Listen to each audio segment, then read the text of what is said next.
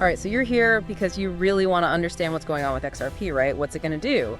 Especially in Q2 of 2025, there's so much noise out there, so we're going to try to cut through that and see what the available info actually suggests. Yeah, and you've pulled together this really interesting mix of stuff, from analyst reports to like the actual tech behind Ripple. And the goal is to like put it all together, right? Give you a clear picture of where XRP could be headed in the next few months, especially in Q2. Exactly. So we're going deep on price predictions for XRP, specifically for the second quarter of 2025. We've got forecasts from Finance Feeds, Bytrue, CoinCodex, but it's not just about the numbers. We'll also look at Ripple's roadmap, how the XRP token functions, and the tech that makes it all work.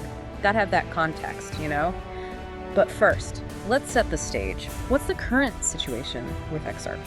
Well, as of April 2nd, 2025, XRP is trading around $2.15. It's interesting because, that excerpt you shared from the Vinyl podcast, it mentions XRP's recent trading range. It really boils down to what we're looking at today. Will Q2 be a breakout period, or will the price kind of just stay within that range? Yeah, that is the big question, isn't it? Breakout or more of the same? So let's jump into what those analysts are actually predicting for Q2. What kind of price action are they expecting? Finance Feeds is feeling pretty optimistic for that period. They're predicting a potential rise to somewhere between $3.31 and $4.42. Okay, not bad. Yeah, and what's interesting is they're suggesting a possible return on investment of up to 71%. That's huge. 71%. Their reasoning is based on, they expect the overall crypto market to be doing pretty well in Q2. So that bullish outlook is partly based on market sentiment. But think about it. If Ripple gets some good news, in its case with the SEC during that time, investor confidence could really surge, Right, so they're thinking a rising tide lifts all boats, and that includes XRP. Okay, so what about Bytrue? What are they projecting for XRP's price? Bytrue takes a little bit of a wider view. They give a price range for the whole of 2025 between $2.90 and $4.10. Now, if we focus on how that relates to Q2, the factors they highlight are really important. They emphasize the increasing adoption of Ripple's on-demand liquidity solutions, also known as ODL, and XRP's growing role in, basically making international payments easier. Okay, so it sounds like they're saying that if XRP becomes more useful in the real world, the price will go up? Exactly. That increased real-world use is driving these positive forecasts, suggesting that actual application, not just speculation, could really push the price up as we move through the year and potentially hit those Q2 predictions. Makes sense. Utility equals value. What about CoinCodex? What are they saying about XRP in the near future? CoinCodex is also pretty bullish in the short term. Their analysis suggests a potential jump of around 76%, which would put XRP at about $3.78 by April 28th, 2025. Wow, so they're predicting a pretty fast climb right at the beginning of Q2. I wonder what they're seeing that makes them think it'll move that quickly. Right, it makes you wonder. But it's super important to remember, these are just predictions. They're based on the data and analysis that's available right now. And we all know the crypto world can be unpredictable. Things change fast. Totally. Crypto is volatile, for sure. So these forecasts are kind of like snapshots, right? Just a glimpse of what could happen based on what we know today. Yeah, exactly. And the market's constantly changing, right? Volatility, regulations, even like what's happening in the global economy can have a big impact on how things actually play out. For sure. So what are some of those crucial underlying factors that could really move XRP's price one way or another in Q2? Like, what should people be paying attention to? Well, that bio podcast excerpt you mentioned, they hit on some really key points that are worth digging into. First one they brought up is regulatory clarity. Right, the SEC. That's the elephant in the room, isn't it? It is. That whole legal situation with Ripple and the SEC has been hanging over XRP for a while now. And what's interesting? If that gets resolved, especially in Ripple's favor, investor confidence could skyrocket. It could be a huge catalyst. Yeah, a positive outcome there would be massive. Absolutely. It could really push the price up, maybe even past those Q2 forecasts. But on the flip side, any bad news on that front would likely have the opposite effect. People would get spooked. Definitely. That legal battle is a constant source of uncertainty. All right, so what's the next big factor in the Bio podcast? Broader market trends, specifically how Bitcoin performs. Wow, Bitcoin, the king. Right. Historically, XRP's price has kind of followed Bitcoin's lead to a certain extent. So if Bitcoin goes on a tear in Q2, the thinking is that XRP would probably do the same. Like a little brother following big brother. Yeah, kind of. But if Bitcoin, corrects or just stays flat, XRP might have a harder time making big moves on its own, especially towards those analyst targets. So XRP's fate could be tied to Bitcoin's performance. Interesting.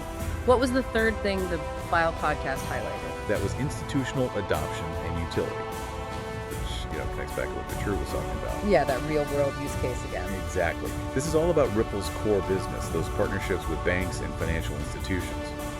And the more those institutions actually use RippleNet and ODL, which relies on XRP for cross-border payments, well, that strengthens XRP's value proposition. The more useful it becomes, the more demand it should see, which could definitely contribute to those positive Q2 predictions.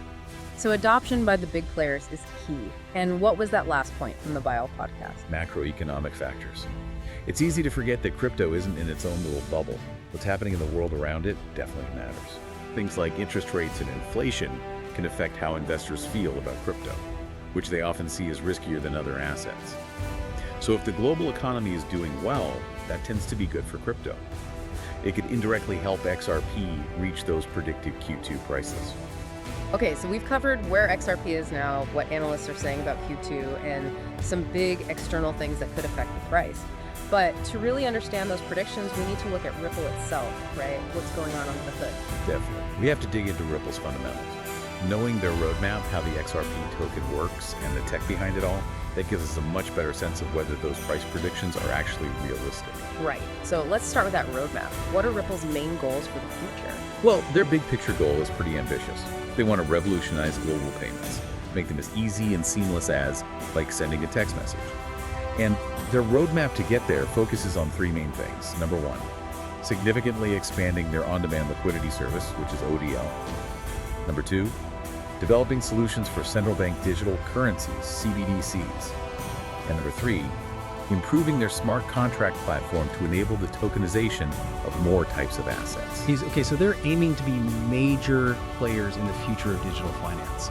And how do these goals connect to XRP's price, particularly in Q2? Well, look at ODL. It uses XRP directly for cross-border liquidity. As Ripple expands that service, it could really drive up demand for the token. That could push prices towards those levels we talked about earlier. And the CBDC stuff, that's a longer-term play, but it shows they're serious about being at the forefront of the digital finance world. So they're thinking long-term, but acting now. What are some of their more immediate goals, specifically for Q2 2025? One big focus is getting more financial institutions on board. They've already got a pretty big global presence, but expanding that network means more potential for ODL adoption and XRP usage. Yeah, makes sense. The more partners they have, the more opportunities for XRP to be used. What else? They're constantly working on making their payment system faster and more efficient too. It's like they're always upgrading the engine, making it more powerful and reliable. These improvements could make their solutions even more attractive to financial institutions who are looking for the best way to handle cross-border payments. And again, that could affect XRP demand in Q2. Okay, so they're not sitting still. What's their long-term vision? Where do they see themselves fitting into the whole financial landscape years down the line? Their long-term goal is to integrate more deeply with traditional banking infrastructure. They want to make international payments not just faster, but also way cheaper and more accessible for everyone, everywhere. And through all of this, they're putting a huge emphasis on regulatory compliance. They're working closely with regulators all over the world to help create clear rules for using cryptocurrency in international payments. And that, like we talked about earlier, could be a major factor for investor sentiment and XRP's price in Q2. Yeah, getting that regulatory piece right seems crucial. Okay, so that gives us a good idea of their roadmap. Now let's talk about the XRP token itself. It sounds like it's designed pretty differently from a lot of other cryptocurrencies. Yeah, for sure. The way XRP supply is structured is unique. You see, with many cryptos, new coins are created over time through mining. But with XRP, all 100 billion XRP that will ever exist were created right at the beginning. Right now, about 45 billion are in circulation, with the rest held in a secure escrow account by Ripple Labs. Interesting. So how does that escrow system work? Think of it like a controlled release mechanism.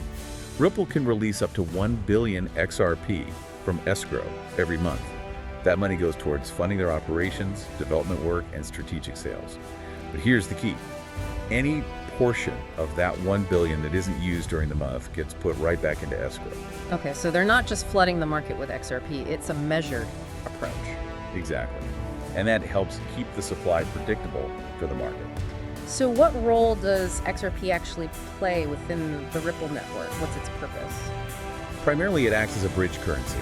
Let's say you want to exchange, I don't know, Mexican pesos for Japanese yen, two currencies that aren't usually traded directly. XRP can step in as a fast and inexpensive intermediary, making that exchange happen much more efficiently than through traditional banking methods. Ah, I see. So it's like a universal translator for different currencies. That's a good way to think about it. And that inherent utility for cross-border payments is at the heart of its value proposition. It directly relates to those Q2 price predictions we discussed earlier, the ones that hinge on increased adoption of Ripple's ODL. Makes sense. Now, I remember reading something about transaction fees with XRP. Oh yeah, the Ripple network uses tiny amounts of XRP as a fee for every transaction. It's really important because it prevents spam and those denial of service attacks. It keeps the network running smoothly. And another interesting thing is that no one actually collects these fees. The XRP used for the fee is actually destroyed, which means the total supply of XRP decreases over time very gradually. So it's like a built-in deflationary mechanism. Clever. Okay, let's move on to the tech side of things. The Ripple protocol consensus algorithm sounds pretty complex. Can you explain it in a way that even I can understand? I'll try. Basically, think of it like a network of trusted validators, kind of like special servers, all working together to keep a single shared record of all transactions. Instead of relying on one central authority to verify transactions, these validators agree on which transactions are legit through a process called the Ripple Protocol Consensus Algorithm, or RPCA. Okay, so it's a decentralized system for making sure everything is accurate. But how does it work in practice? Every few seconds, these validators check out new transaction proposals, and they all decide together, collectively, which ones are valid. It's like a group of highly respected individuals independently verifying the same information. Now, each validator keeps its own unique node list, or UNL. Think of it as a list of other validators that they trust, the ones whose verifications they give more weight to. So it's like having your own personal network of reliable sources. Exactly. This whole process happens in rounds. Validators share the transactions they think are legit. And if a supermajority, at least 80% of a validator's trusted list agrees, then those transactions are officially confirmed and permanently added to the shared ledger. And this all happens really fast, usually in just a few seconds, which is a huge advantage over traditional banking systems that can take days. This speed is one of the big reasons why Ripple's technology is so attractive for those cross-border payments that we're talking about. Yeah, speed is king, especially in finance. But what about security? How do they prevent fraud and protect the network? Ripple has built-in safeguards for that. The system can tolerate a certain number of bad actors, validators who are trying to manipulate the system or just making mistakes. As long as these bad or faulty validators don't make up more than 20% of a validator's trusted network, the system can still function properly and keep the transaction record safe and accurate. That's good to know. It sounds like a really robust and well-protected system. And all of this technology, it's all laid out in the original XRP white paper, right? Yep. The XRP white paper explains everything about the Ripple protocol. It lays out their vision for a fast, secure, and cheap payment system designed for global transactions. It's basically a blueprint for a trusted digital ledger that isn't controlled by any single entity. And it's pretty amazing to see how that initial concept has evolved into a major enterprise blockchain solution that financial institutions are now actually using for cross-border payments. And that's directly tied to the potential for XRP's price to appreciate in Q2. It's come a long way. So who are the brains behind all of this? Who's driving the technology and partnerships at Ripple Labs? Ripple Labs has a really impressive team with experts in technology, finance, cryptography, you name it. The original white paper was written by David Schwartz, Noah Youngs, and Arthur Brito. These guys are super respected in the world of distributed systems and digital currencies. And since then, the team has grown a lot, attracting talent from big tech companies, major financial institutions, even regulatory bodies. Brad Garlinghouse, the CEO, has been instrumental in guiding the company through a period of huge growth and navigating those tricky regulatory waters. So it sounds like they've got a really deep bench. Oh yeah, and their leadership team includes people who are at companies like Amazon and PayPal, so they've got tons of experience in scaling tech and building global financial solutions. This is a team that knows what they're doing. Okay, so we've got a solid technological foundation, a clear plan for the future, a unique token design, and a very experienced team running the show. How do all of these things connect to those positive price predictions we talked about earlier for Q2 2025? That's where everything comes together.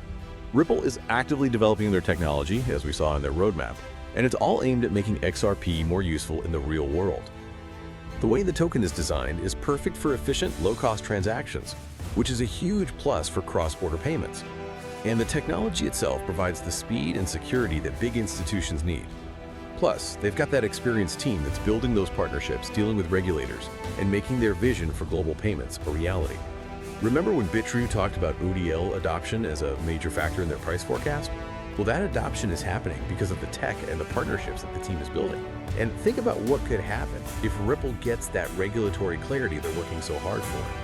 That would make investors feel way more confident, maybe even as soon as Q2, which lines up with what Finance Feeds is saying about market sentiment.